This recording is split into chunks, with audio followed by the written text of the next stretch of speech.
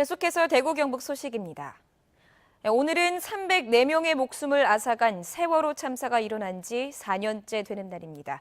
지역에서도 분향소가 꾸려지는 등 추모 열기가 고조되고 있습니다. 보도에 박재영 기자입니다. 세월호 침몰과 함께 304명의 생명이 사라져간 2014년 4월 16일. 4년이 지난 지금도 그날의 충격과 아픔은 기억 속에 또렷이 남아 있습니다. 눈물 나고 많이 안타깝고 더 이상 이런 일이 없어야 될 건데 대한민국에 이러한 일이 있다는 게 너무 대구 시민의 한 사람으로서 너무 안타깝고. 전국 각지의 분향소를 찾은 세월호 유족들은 세월에 말라버린 눈물을 삼키며 제대로 된 진실 규명을 호소하고 있습니다.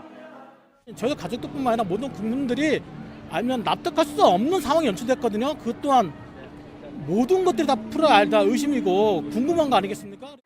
세월호 참사를 계기로 국민들의 생명을 지켜줄 안전 시스템을 마련해야 한다는 목소리도 여전히 높습니다.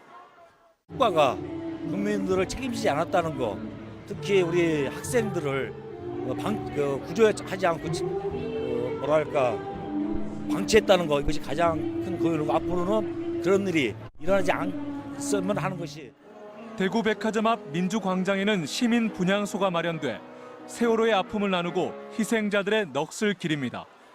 오늘 안산에서 열리는 정보합동 연결식과 국민 추모 행진에도 대구 시민들이 참여할 예정입니다. MBC 뉴스 박재영입니다.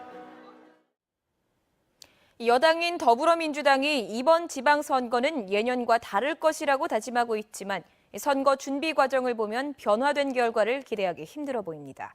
공천 신청자가 늘긴 했지만 여전히 인물난 때문에 어려움을 겪고 있기 때문입니다. 보도에 양관희 기자입니다. 더불어민주당 대구시당은 수요일까지 공천 신청 추가 공모를 합니다. 대구 8개 구군 단체장 가운데 지금까지 4명만 정해졌습니다.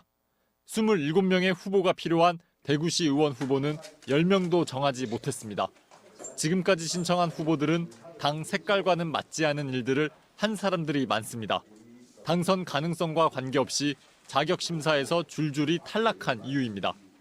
기초의원은 엄격한 잣대를 들이대면 추천할 후보가 턱없이 부족하다는 현실적 한계가 있어 다른 당 가입 전력은 문제 삼지 않기로 했습니다. 30년 일당 독점 체제 속에서 자기가 민주당 간판을 달고 출마하는 것이 얼마나 스스로 자기 검열을 하고 민주당을 한다는 것이 참 얼마나 어렵고 힘든다는 것을 느낄 수 있었습니다. 보수 정치가 싹쓸이 해온 대구에서도 최근 총선과 대선을 거치며 정치적 성향의 변화가 컸던 것으로 평가받고 있습니다. 보수의 땅, 대구의 민심이 달라지고 있다지만 특정 당이 오랜 시간 독점해온 탓에 달라진 민심을 흡수할 후보 찾기는 여전히 어려움을 겪고 있습니다. MBC 뉴스 양관입니다. 성주 사드 반대 주민과 국방부가 사드 기지 시설 개선 공사를 두고 협상을 시도했지만 결렬됐습니다. 사드 반대 단체와 주민들은 지난 12일 길을 터준 이후 미군 장비가 반출됐다며 약속 위반에 대한 사과를 요구했지만 국방부는 약속을 한 것이 아니라며 주민들의 요구를 받아들이지 않았습니다. 사드 반대 단체와 주민들은 국방부가 진정성 있는 사과를 할 때까지 대화를 하지 않겠다고 밝혔습니다. 대구지방검찰청은 전 인터넷 언론 매체 A기자가 한국패션센터 대관을 위해 직원인 손 씨에 대해 악의적인 기사를 쓰고 이로 인해 손 씨가 자살한 것을 보고 죄질이 매우 좋지 않다며 A 씨를 구속 기소했습니다.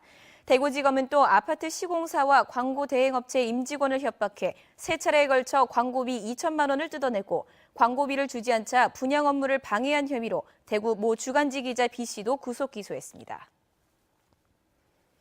대구고법 형사 1부 박준용 부장판사는 거래처 물품 대금을 상습적으로 빼돌린 30대 격리 직원 A씨의 항소심에서 원심과 같이 징역 4년을 선고했습니다.